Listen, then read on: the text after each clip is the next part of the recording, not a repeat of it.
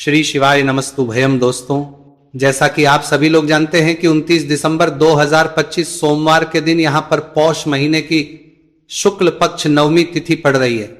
दोस्तों, ये जो सोमवार नवमी तिथि है पौष महीने में पड़ने वाला सबसे बड़ा तिथि है, क्योंकि ये पौष महीने में पड़ रहा है, जिसका बहुत ही बड़ा और विशेष महत्व होता है। और ऐसा दिन पूरे साल में सिर्फ एक ही बार आता है।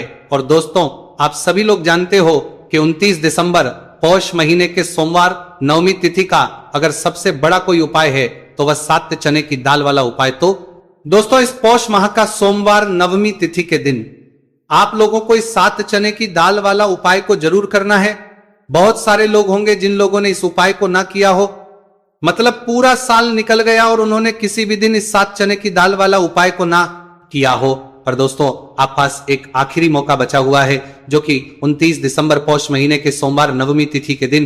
तो इस दिन आप लोगों को इस वाले उपाय को जरूर कर लेना है। भले ही आपने पूरे साल भर अभी तक इस उपाय को ना किया हो, पर अगर आपने इस पौष महीने के सोमवार नवमी तिथि के दिन अगर इस वाले उपाय को कर लिया तो आपको इस उपाय को करने का वह फल मिलेगा जिसकी आपने कभी कल्पना भी नहीं करी होगी। इसीलिए आप इस वाले उपाय को एक बार जरूर कर लेना, ताकि आप लोगों के हाथ से यह मौका ना जा सके और आपको इस उपाय को करने का फल मिल सके। दोस्तों, यह उपाय पंडित जी ने अपनी अभी की ही शिव महापुराण की कथा में बताया है, जिस उपाय को आज हम आपको बहुत अच्छे से समझाने वाले हैं। इस वीडियो को देखने के बाद इस उपाय को समझने के लिए आपको कोई और वीडियो को देखने की जरूरत नहीं पड़ेगी। तो चलिए दोस्तों, उपाय को शुरू करते। देखिए, ये पौष महीने के सोमवार नवमी तिथि के दिन ये इतना खास होता है, इतना महत्वपूर्ण होता है। देखा है कभी कभी बड़े बड़े पूजा पाठ अनुष्ठान से जो मनोकामना पूर्ण नहीं होते, वह पौष महीने के साथ महीने के दिन एक छोटे से उपाय करने से ही आपकी मनोकामना पूर्ण हो जाती है। और बहुत सारे लोगों ने इस उपाय को किया भी है और उनको इस उपाय को करने का फल भी जरूर मिला है। अगर आप लोग भी उपाय को करना चाहते हैं तो आप इस उपाय को पहले अच्छे से समझ लेना, सुन लेना, उसके बाद करना। आपको इस उपाय का फल जरूर मिलेगा। और इस उपाय को कर लेने से आपके घर में चाहे किसी भी प्रकार की दुख और समस्या क्यों ना चल रही हो, आपको उसका कारण भी नहीं पता है कि भाई ये समस्या किस कारण से चल रही है, उसका कुछ भी कारण हो सकता है, जैसे पादोष हो सकता है या किसी भी तरह का मंगल दोष भी हो सकता है। तो इस दिन लोगों को सात चने की दाल वाला उपाय कर लेना है। ये एक ऐसा उपाय है जिस उपाय को अगर किसी विशेष दिन पर किया जाए तो भाई उस विशेष दिन का जो है वो तो हमें मिलता ही मिलता है, पर हमने उस दिन पर इस उपाय को किया है तो हमें उससे भी बड़ा फल मिलता है। और फल बहुत जल्दी मिलता है, क्योंकि आप इस उपाय को बहुत ही बड़े और विशेष दिन पर कर रहे हो। तो चलिए अब उपाय के बारे में बात करते हैं, लेकिन उससे पहले आप लोगों को यह जानना आवश्यक कि आखिर यह उपाय किस समय करना है, किसको करना है और कैसे करना है। तो चलिए हम आगे आपको वीडियो में एक एक करके बता देते हैं, लेकिन उससे पहले अगर आप लोग हमारे चैनल पर नए हैं तो हमारे चैनल को सब्सक्राइब कर लेना और इस वीडियो को लाइक करके कमेंट बॉक्स में श्री शिवाय नमस्तुभयम ओम नमः शिवाय जरूर टाइप कर देना। तो दोस्तों, इस सात चने की दाल वाला उपाय को हमें इस सोमवार नवमी तिथि के दिन कैसे करना है, किसको करना है, किस समय करना है और कहां पर करना है, ये सारे सवालों के जवाब आपको इस वीडियो में मिल जाएंगे।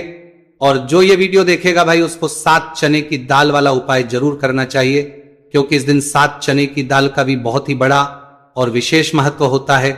और जब बात आ जाए सात चने की दाल वाला उपाय की, तो यह सोने पर सुहागा वाली बात हो जाती है और यह एक बहुत ही बड़ा उपाय हो जाता है।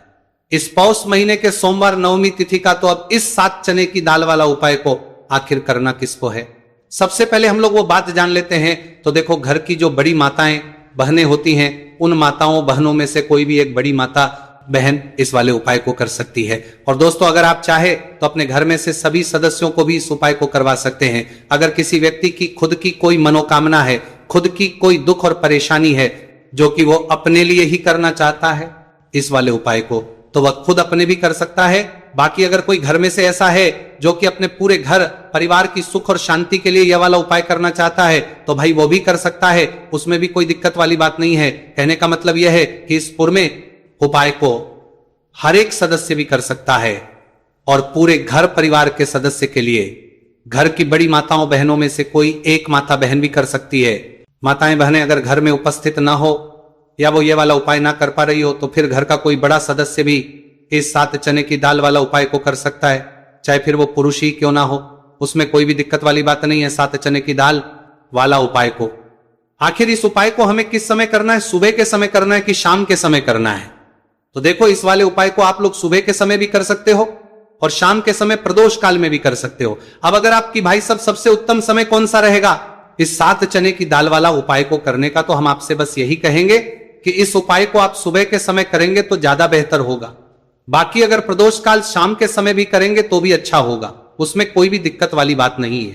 तो अब दोस्तों, जो अगली सबसे बड़ी और महत्वपूर्ण बात आती है वो ये आती है कि सुबह अगर हम उपाय को करेंगे तो हमें कितने बजे लेकर कितने बजे तक के बीच में करना है, और शाम के समय प्रदोष काल में करेंगे तो हमें कितने बजे से लेकर कितने बजे के बीच में करना है।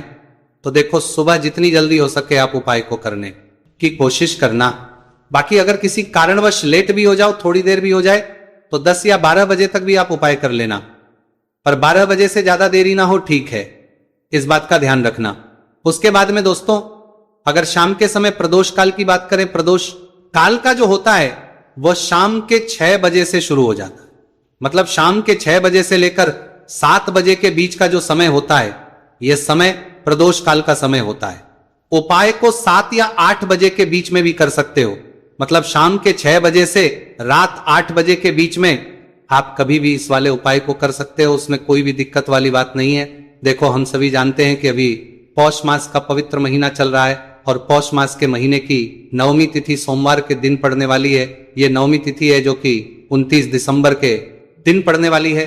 तो इसीलिए 29 दिसंबर को सोमवार के नवमी के दिन करने वाले 3 माह उपाय के बारे में हम आपको बताने वाले हैं। ये तीनों उपाय आप सोमवार की नवमी के दिन कर सकते हैं, बहुत ही प्यार से उपाय होने वाले हैं। तो 3 माह उपाय के बारे में हम बात करते हैं, तो बिल्कुल एक एक करके हम सारे उपाय को समझेंगे। जैसा कि हमने कि 7 चने की दाल वाला ये उपाय है, इस उपाय को आपको करना है नवमी के दिन। देखो क्या क्या सामग्री लेनी है, पहले ये समझ लो, 7 चने की दाल, ठीक है।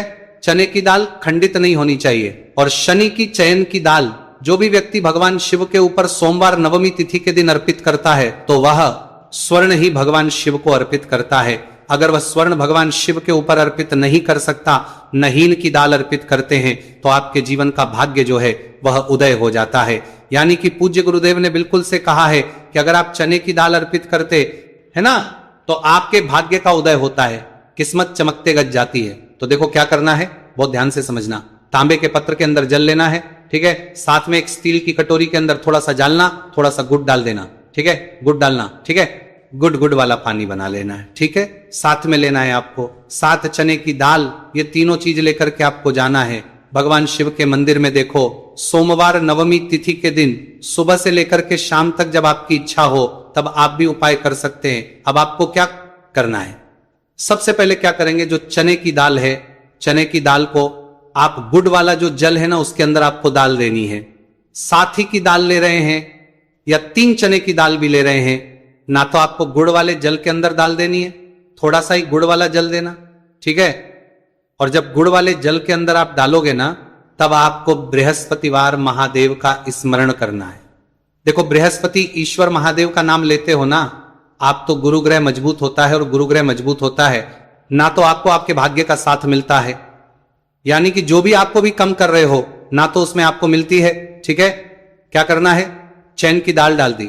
अब आपको क्या करना है, तांबे का जो पत्र है, अब आपको क्या करना है, ये जो चने की दाल है और गुड़ के पानी का जो जल है जिसमें आपने डाली है, ये चने की दाल और गुड़ में जल भगवान शिव के शिवलिंग पर आपको अर्पित कर देना है। श्री शिवाय नमस्तु भयम का जप करते हुए देखो, जो भी व्यक्ति आज के दिन सोमवार नवमी तिथि के दिन भगवान शिव के ऊपर चने की दाल अर्पित करता है तो उसकी किस्मत जो चमकते गजाती है।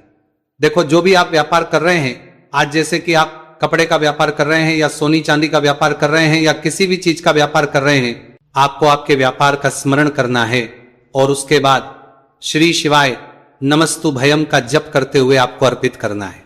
देखो, व्यापार का स्मरण करना कि यह मेरा व्यापार है, महादेव आपकी कृपा से मेरा जो व्यापार है अच्छे से चल जाए, ऐसी आपको करते हुए आज के दिन आपको चने की दाल अर्पित करनी है।